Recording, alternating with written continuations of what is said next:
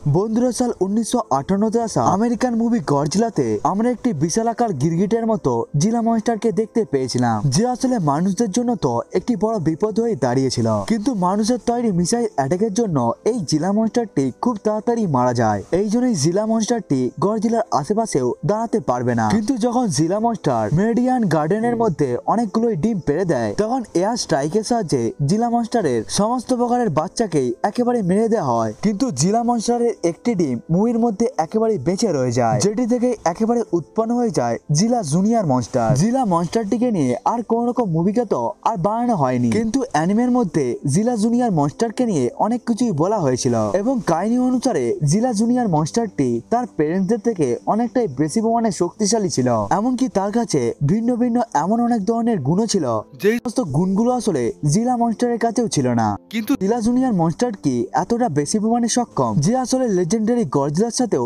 একেবারে লড়াই করতে পারবে, নাকি গডজিলা মনস্টারের একটি অ্যাটমিক ব্রেথই যথেষ্ট জিলা জুনিয়র মনস্টারকে মারার জন্য? বন্ধুরা, এটিকেই জানার চেষ্টা করব আজকের এই ভিডিওর মাধ্যমে। বন্ধুরা, আজকের এই ভিডিওটা অনেকটাই বেশি পরিমাণে ইন্টারেস্টিং হতে চলেছে, তাই বন্ধুরা ভিডিওটিকে শেষ পর্যন্ত দেখতে ভুলবেন না। বন্ধুরা, ভিডিওটিকে শুরু করার আগে আমি আপনাদেরকে বলে দিই যে আপনারা যদি এই চ্যানেলের মধ্যে নতুন এসে থাকেন, তাহলে চ্যানেলটিকে সাবস্ক্রাইব করবেন এবং ভিডিওটা ভালো লাগলে লাইক করতেও ভুলবেন না। বন্ধুরা, সবথেকে প্রথমে জিলা জুনিয়র মনস্টারের সম্বন্ধে ভালোভাবে জেনে নেওয়া যাক। আসলে মেডিওর সিটির মধ্যে এয়ার স্ট্রাইকের জন্য প্রায় সমস্ত জিলা মনস্টারের বাচ্চায় একেবারে মারা গিয়েছিল, কিন্তু এর মধ্যে একটি যে আসলে সবথেকে বেশি পরিমাণে ছোট ছিল, সে আসলে বোমের তাপকে সহ্য করে নেওয়ার পরে পৃথিবীর মধ্যে একেবারে জন্ম নিয়ে নেয়। অর্থাৎ জিলা জুনিয়র মনস্টার পুরো পৃথিবীর মধ্যে এমন এক প্রকারের মনস্টারের প্রজাতি ছিল যার শক্তির কোন রকম কেউ কল্পনাই করতে পারছিল না। এমনকি জিলা জুনিয়রের জন্মের পরে নিক নামক একটি বিজ্ঞানী ওই জায়গাটিকে পুরোপুরি ভাবে ইন্সপেকশন করতে এসেছিল।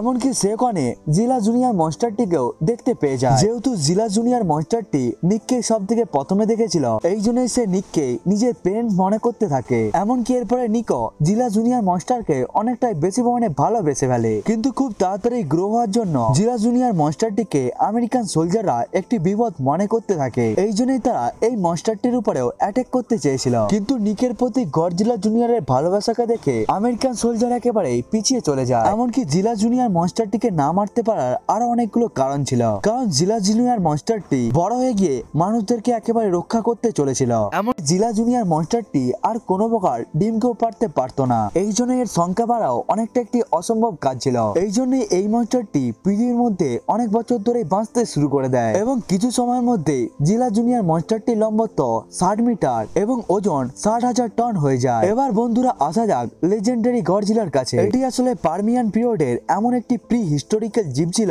যে আসলে সমুদ্রের ভিতরে একেবারে হাইবারনেশনে চলে যায়। কিন্তু পারমাণবিক বিস্ফোরণের জন্য অনেকটাই বেশি পরিমাণে রেডিয়েশন উৎপন্ন হয়ে যায় এবং এরপরে এই জীবটি পুরোপুরি ভাবে মিউটেট হয়ে যায় এবং মিউটেশনের জন্য এর মধ্যে আসলে এতটাই বেশি পরিমাণে শক্তি এসে যায় যে আসলে চাইলে পুরো শহরকে কয়েক সেকেন্ডের মধ্যেই ধ্বংস করে দিতে পারে। কিন্তু গডজিলা নিজের পাওয়ারকে ব্যবহার করে অন্যান্য মনস্টারদের হাত থেকে মানুষদেরকে বাঁচিয়ে থাকে।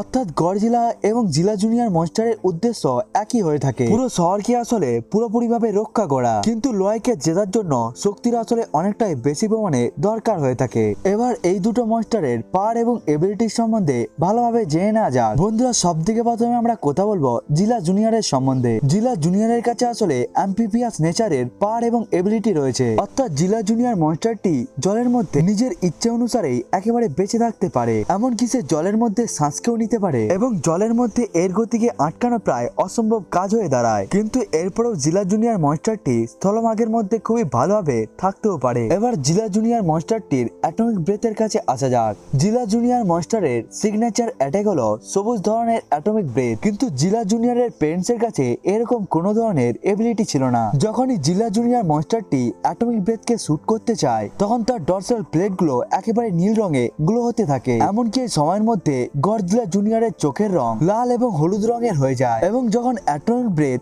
এর মুখ দিয়ে বাইরে বের হয়, এমনকি অ্যাটমিক ব্রেথের রেঞ্জ অনেকটাই বেশি হওয়ার সাথে সাথে এমনকি অ্যাটমিক ব্রেথটি অনেকটাই বেশি পরিমাণে উত্তপ্ত হয়ে থাকে, যার ফলে এর অ্যাটমিক ব্রেথের প্রভাবে পুরো স্টিলও একেবারেই গলে যায়। এমনকি অনেক জায়গায় বলা হয়েছে যে গডজিলা জুনিয়রের অ্যাটমিক ব্রেথের মধ্যে সুপারনোভার মতো তাপমাত্রা পাওয়া যায়। এই জন্যই জিলা জুনিয়র মনস্টারের যদি অ্যাটমিক ব্রেথটি সুপারনোভা অর্থাৎ 2 বিলিয়ন ডিগ্রি সেলসিয়াস হয়ে থাকে, তখন গডজিলা আর্থ জিলা জুনিয়র জুনিয়র মনস্টারের সামনে টিকতে পারবে না। এবার জিলা জুনিয়র মনস্টারের ডিউরেবিলিটির কাছে আসা যাক। জিলা জুনিয়র মনস্টারের ডিউরেবিলিটি জিলা মনস্টারের থেকে অনেকটাই বেশি হয়ে থাকে, যেখানে জিলা জুনিয়র মনস্টারের পেরেন্টস যেখানে মানুষের তৈরি কয়েকটি মাত্র হাতিয়ারের সাহায্যে মারা গিয়েছিল, অন্যদিকে জিলা জুনিয়র মনস্টারের উপর বড় বড় মিসাইল দিয়ে অ্যাটাক করার পরেও তাকে একটুমাত্র ইনজেক্ট করা যায় না। এমনকি মনে করা হয় যে জিলা জুনিয়র মনস্টারের ডিউরেবিলিটি অনেকটাই গডজিলার মতোই। এমনকি জিলা জুনিয়র মনস্টারটি গডজিলার মতোই নিজের ইনজারি গুলোকেও খুব তাড়াতাড়ি হিল করে নিতেও পারে, অর্থাৎ রিজেনারেশন এবিলিটি অনেকটাই লেজেন্ডারি গডজিলার মতোই হয়ে থাকে। কিন্তু যে গুণটির জন্য জিলা জুনিয়র মনস্টারটি অন্যান্যদের থেকে আলাদা সেটি হলো জিলা জুনিয়র মনস্টারের ইন্টেলিজেন্স, অর্থাৎ সে ব্যাটেলের মধ্যে এমনি কখনো নেমে পড়ে না, কারণ সে নিজের ব্যাটেলকে পুরোপুরি ভাবেই প্ল্যানিং এর সাথে লড়াই করে। এমনকি ডক্টর আর্লিং নিজেও বলেছিল যে এই মনস্টারটির বুদ্ধি অনেকটাই অসাধারণ হয়ে থাকে এবং এটির প্রমাণকে আমরা অনেকবারই অ্যানিমের মধ্যেও দেখতে পেয়ে গিয়েছিলাম। এমনকি জিলা জুনিয়র মনস্টারের ব্রেন অন্যান্য মনস্টারের ব্রেনের থেকে অনেকটাই বিশাল হয়ে থাকে, এই জন্যই ইন্টেলিজেন্টের দিকে লেজেন্ডারি গডজিলা জুনিয়রের সামনে টিকতে পারবে না। ফিজিক্যাল স্ট্রেংথের দিকেও জিলা জুনিয়র মনস্টার অনেকটাই বেশি পরিমাণে শক্তিশালী হয়ে থাকে, কারণ সে যে কোনো ভারী জিনিসকেই অতি সহজে উঠিয়ে নিতেও পারে। এমনকি সে নিজের পাঞ্জার সাহায্যে যে কোনো জিনিসকে একেবারে টুকরো টুকরো করে দিতে পারে এবং হ্যান্ড টু হ্যান্ড ব্যাটেলে এর অসাধারণ রিফ্লেক্সে এবং এর স্ট্রেংথ যে কোনো শত্রুদেরকে একেবারে অবাক করিয়ে দিতেও পারে। এমনকি জিলা জুনিয়র গডজিলার থেকে আলাদা বড় বড় বিল্ডিং এর উপরেও একেবারে চড়ে ফেলতে পারে। এমনকি এর পাঞ্জাগুলো এতটাই বেশি পরিমাণে শক্তিশালী হয়ে থাকে যে যার সাহায্যে সে আসলে যে কোনো জায়গার মধ্যে গর্তকেও খুলে নিতে পারে। এমনকি জিলা জুনিয়র মনস্টারটি লড়াই করার সময় একটু মাত্র হাঁপিয়েও যায় না, অর্থাৎ এর স্ট্যামিনা অন্য একটি লেভেলেরই হয়ে থাকে। গডজিলার মতোই জিলা জুনিয়র মনস্টারের কাছেও খুবই ভালো ধরনের সেন্সর রয়েছে, যার ফলে সে যে কোনো বিপদকে অনেকটাই দূর থেকেই বুঝতে পেরে যায়। কিন্তু উজ্জ্বল আলো, ইলেকট্রিসিটি এবং বিষ আসলে জিলা জুনিয়র মনস্টারের সব থেকে বড় উইকনেস, কিন্তু এইরকম কোন প্রকার উইকনেসকে আমরা গডজিলার মধ্যে দেখতে পাই না। এই জন্যই বন্ধুরা এবার আসা যাক গডজিলার পাওয়ার এবং এবিলিটির কাছে। বন্ধুরা গডজিলা আসলে খুবই শক্তিশালী একটি কাইজু, কারণ সে নিজের পেশার এবিলিটিকে ব্যবহার না করেও সে অনেকগুলো মনস্টারের উপরেই একেবারে ভারী পড়তেও পারে। এই কারণে ব্যাটেল ফিল্ডের মধ্যে গডজিলা কংকেও প্রায় হারিয়ে দিয়েছিল।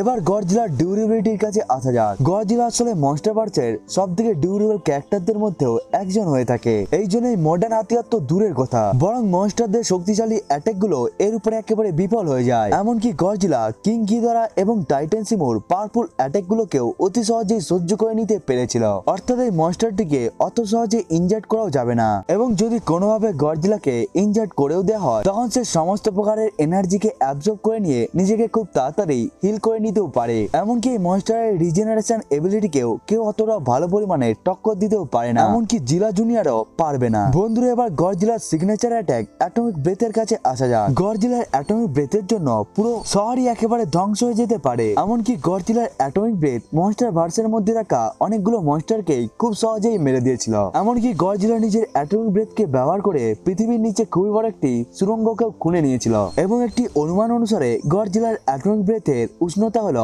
5 লক্ষ ডিগ্রি সেলসিয়াস। ইন্টেলিজেন্সের দিকেও লেজেন্ডারি গডজিলা কারো থেকে কম হয়ে থাকে না, এই জন্য সে সঠিক সময়ের মধ্যেই তার শত্রুদের উপর একেবারে অ্যাটাক করে দেয়। গড আসলে অ্যাম্ফিবিয়ান নেচারের হয়ে থাকে, এই জন্য সে জলভাগ এবং স্থলভাগ দুটো জায়গার মধ্যে একেবারে বসবাস করতে পারে এবং গডজিলা আকার জিলা জুনিয়র মনস্টারের থেকে দুগুণ বড় হয়ে থাকে। এমনকি এর ওজন প্রায় 1 লক্ষ টনের মতোই হয়ে থাকে। এই জন্যই কোথাও হোক স্ট্রেংথের, ডিউরেবিলিটির, এমনকি এজিলিটির হোক না কেন গডজিলা জিলা জুনিয়র মনস্টারের থেকে কিছুটা আগিয়ে রয়েছে। অন্যদিকে জিলা জুনিয়র মনস্টারের বয়স অনেকটাই কম, কিন্তু এরপরেও তার ইন্টেলিজেন্স, এজিলিটি এবং সবুজ ধরনের অ্যাটমিক ব্রেথ অনেকটাই বেশি পরিমাণে অসাধারণ হয়ে থাকে। এমনকি জিলা জুনিয়র মনস্টারের যদি অ্যাটমিক ব্রেথ সুপারনোভার মতোই উত্তপ্ত হয়ে থাকে তখন গডজিলা ওই অ্যাটাকটি থেকে কখনোই বাঁচতেই পারবে না। কিন্তু অ্যানিমের মধ্যে দেখানো জিলা জুনিয়র মনস্টারের অ্যাটমিক ব্রেথ খুবই ভালোভাবে গডজিলাকে টক্কর দিতে পারবে। কিন্তু যখন এই দুটো মনস্টারদের মধ্যে একেবারে লড়াই শুরু হয়ে যাবে তখন কিছুটা সংঘর্ষের পর ওই লড়াইকে অতি সহজেই লেজেন্ডারি গডজিলা জিতে যাবে। বন্ধুরা এটা তো ছিল আমার ওপিনিয়ন। বন্ধুরা আপনাদের কি মনে হয় গডজিলা ভার্সেস জিলা জুনিয়র মনস্টারের এই লড়াইকে কে জিতবে সেটিকে আপনারা কমেন্ট করে বলতে ভুলবেন না। বন্ধুরা আজকের এই ভিডিওটা এতটা পর্যন্তই, দেখা হচ্ছে অন্য একটি ভিডিওতে, ততক্ষণের জন্য বাই বাই।